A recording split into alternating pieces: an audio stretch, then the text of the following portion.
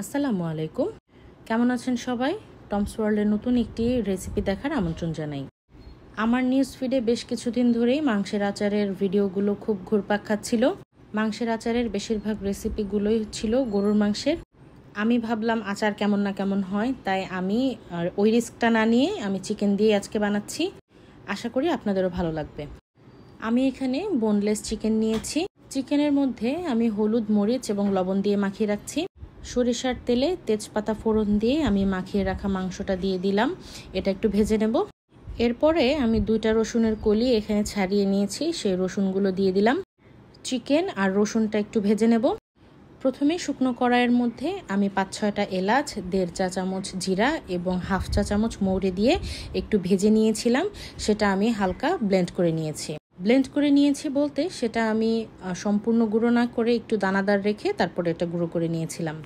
এখানে 1 টেবিল চামচ আদা রসুনের বাটা এবং 5-6টা কাঁচামরিচ দিয়ে দিলাম। আপনারা চাইলে এর মধ্যে শুকনো মরিচও ব্যবহার করতে পারেন।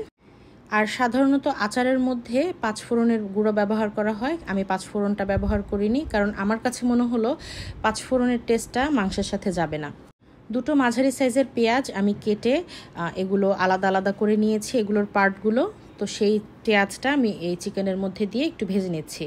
খেয়াল রাখবেন, যে জিনিসটা সেদ্ধ হতে বেশি সময় লাগে রান্নার সময় সেই জিনিসটা আগে দেব। পেঁয়াজটা যেহেতু নরম, আমরা পেঁয়াজটা পরে দিচ্ছি।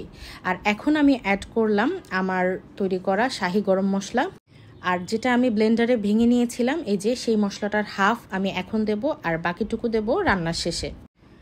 এই সময় রান্নার চুলার আঁচটা মাঝারি থেকে লোয়ের মাঝামাঝি থাকবে। জালটা বাড়িয়ে দিলে দেখা যাবে সব কিছু পুড়ে গেছে, বাট ভেতর থেকে নরম হয়নি।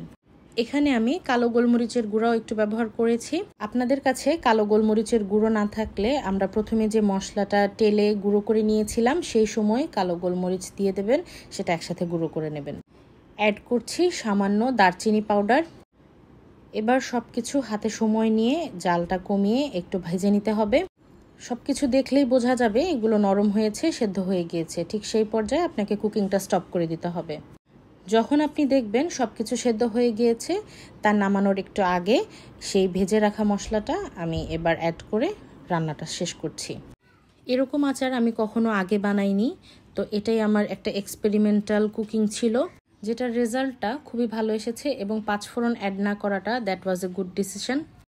আপনারা চাইলে এই পদ্ধতিতে গরুর মাংসের আচারও বানাতে পারেন। রেসিপিটা কেমন লাগলো অবশ্যই কমেন্ট করে জানাবেন। আপনারাও বাসায় ট্রাই করবেন, আশা করি আপনাদের কাছেও ভালো লাগবে। আপনাদের সাথে দেখা হবে আবার নেক্সট ভিডিওতে। ততক্ষণ পর্যন্ত সবাই ভালো থাকবেন, সুস্থ থাকবেন, আর বেশি বেশি করে টমস ওয়ার্ল্ডের সাথে থাকবেন। আল্লাহ হাফেজ।